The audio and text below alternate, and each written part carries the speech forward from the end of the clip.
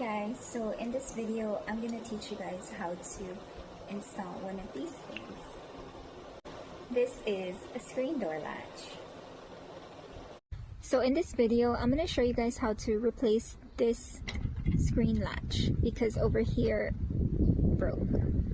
So the trick to getting this open when this part is broken, you just take a screwdriver and push this in, then you're able to open it.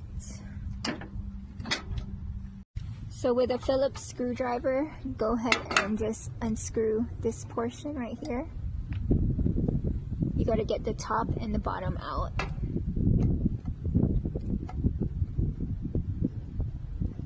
So I'll be replacing the latch on the left with the new one on the right.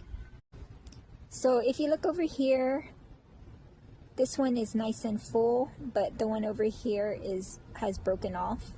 So that's why I'm replacing it. So I just took the screws from the previous one and placed it on the new one. You see the top one and the bottom one right there. So now I'm just going to screw it back in place.